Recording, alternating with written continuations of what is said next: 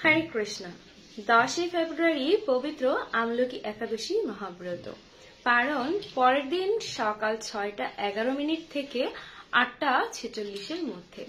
আসুন পাঠ করা যাক আমলকি একাদশী ব্রত মাহাত্ম্য। আমলকি একাদশী। যুধিষ্ঠির মহারাজ বললেন, হে কৃষ্ণ, মহাফলদাতা বিজয়া একাদশীর কথা শুনলাম। এখন ফাল্গুন মাসের শুক্লপক্ষের একাদশী যে নামে বিখ্যাত তা বর্ণনা করুন। শ্রীকৃষ্ণ বললেন, হে মহাভাগা যুধিষ্ঠির, মান্ধাতার প্রশ্নের উত্তরে মহাত্মা বশিষ্ঠ এই একাদশীর মহিমা কীর্তন করেছিলেন।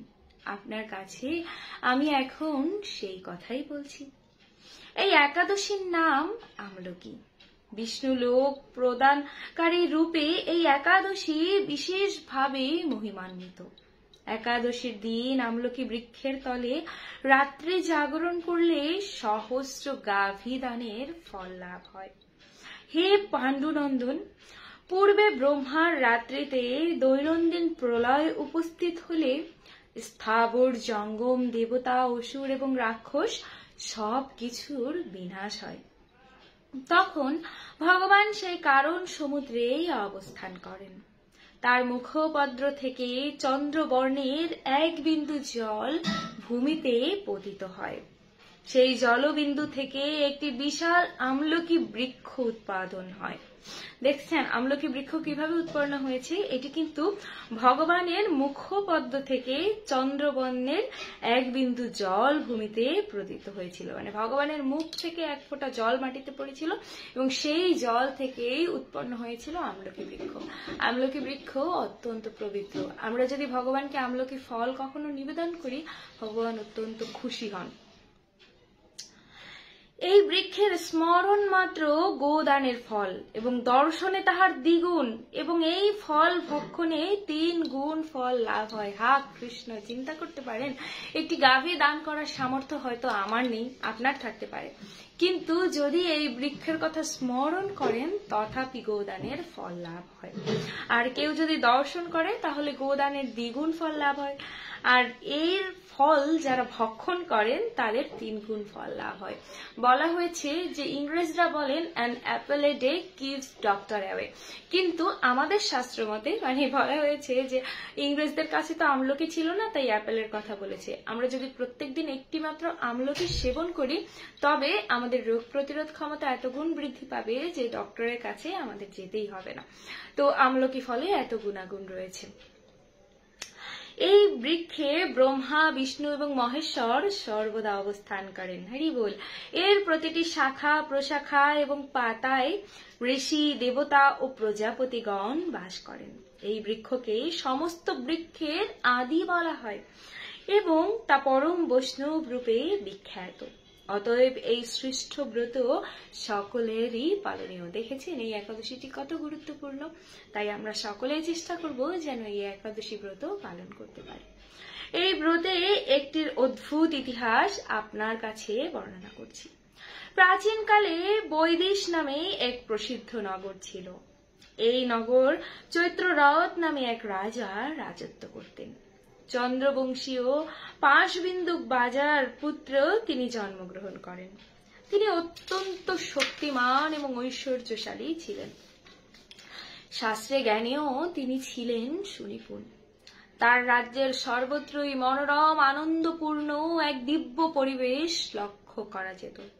প্রজারা ছিলেন বিষ্ণু ভক্তি পরায়ণ, সকলেই একাদশী ব্রত পালন করতেন। তার রাজ্যে কোনো অভাব অমঙ্গল ছিল না। এইভাবে প্রজাদের নিয়েই রাজা চৈত্ররথ সুখে দিন যাপন করতে থাকেন।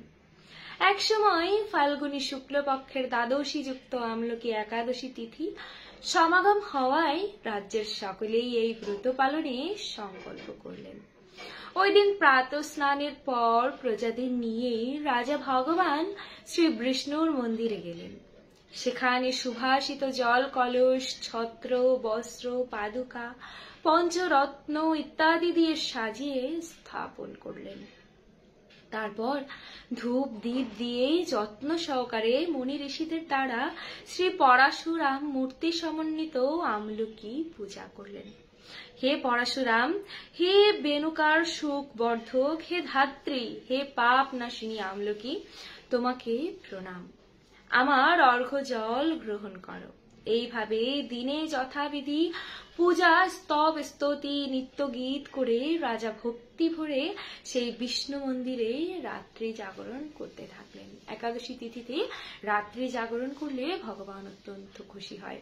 বলা হয় এই তিথিকে হরিবাসর তিথি।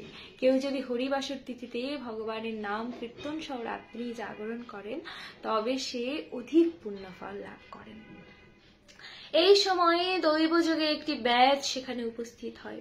পূজার সামগ্রী সহ বহু ব্যক্তিকে একত্রে রাত্রি জাগরণ করতে দেখে সে কৌতূহল আক্রান্ত হলো।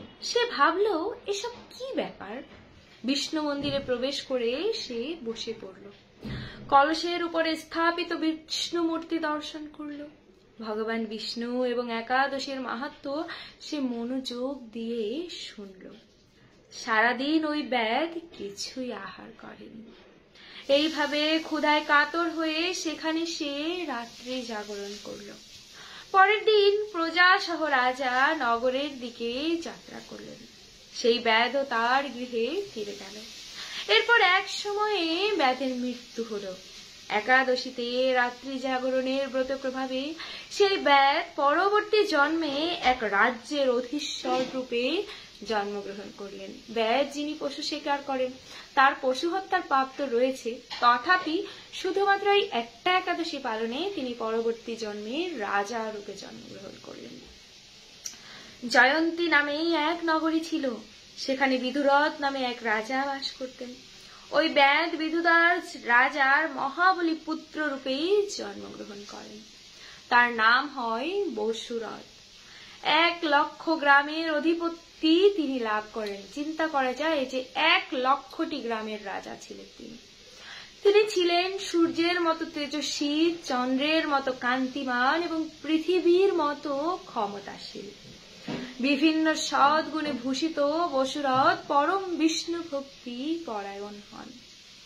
এই মহাদাতা রাজা একবার শিকার করতে গিয়ে পথ ভুলে যান। গভীর জঙ্গলের মধ্যে ক্ষুধায় পীড়িত হয়ে তিনি ক্লান্ত বশত শুয়ে পড়েন। এক সময়ে কতগুলো পর্বত নিবাসী ম্লেচ্ছ রাজার কাছে এসে নানাভাবে উৎপীড়ন করতে থাকেন। রাজাকে তাদের শত্রু মনে করে তারা তাকে হত্যার চেষ্টা করেন।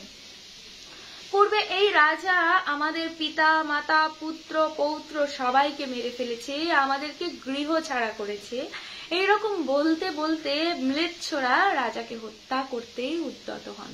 ম্লেচ্ছ মানে যারা মাছ আহার করেন। তারা বিভিন্ন অস্ত্র শাস্ত্রে তাদেরকে আঘাত করতে থাকে, কিন্তু আশ্চর্যের বিষয় তাদের সকল প্রচেষ্টা ব্যর্থ হয়। রাজা কোনো ক্ষতি সাধনই তারা করতে পারেননি। তারা রাজার শরীর থেকে নানা অলঙ্কারে বিভূষিত এক পরমা সুন্দরী স্ত্রী মূর্তি রূপে আবির্ভূত হন। মহাশক্তিধারিণী ওই নারী অল্প সময়ের মধ্যে সকল পাপী ম্লেচ্ছকে নিধন করলেন। মানে রাজার শরীর থেকে এক নারী মূর্তির আবির্ভাব হলেন। রাজার নিদ্রা ভঙ্গ হলো। তখন কিন্তু রাজা ঘুমিয়েই ছিলেন। রাজা কিন্তু এসব কিছুই টের পাননি। এই ভয়ানক হত্যাকাণ্ড দেখে রাজা অত্যন্ত বিস্মিত হলেন। তিনি বলতে লাগলেন, আহা, আমার শত্রুদেরকে কে হত্যা করে আমার প্রাণ রক্ষা করলো? এমন কৃপালু কে আছে? আমি তার প্রতি আমার কৃতজ্ঞতা প্রকাশ করছি। এমন সময়ে দৈববাণী হলো, ভগবান কেশব ব্যতীত শরণাগতকে আর রক্ষা করার কে আছে? তিনি শরণাগত পালক। দৈববাণী শুনে তিনি ভক্তিযুক্ত চিত্তে গৃহে ফিরে এলেন। তারপর প্রজা সহ মহাসুখে ইন্দ্রের মতো নিষ্কণ্টক রাজ্য ভোগ করতে লাগলেন। বশিষ্ঠ বললেন, হে রাজন, যে মানুষ এই পরম উত্তম আমলকি একাদশী ব্রত পালন করেন তিনি নিঃসন্দেহে বিষ্ণু লোক প্রাপ্ত হন। এই একাদশী ব্রত কিন্তু খুবই গুরুত্বপূর্ণ এবং এর মহিমা অসীম।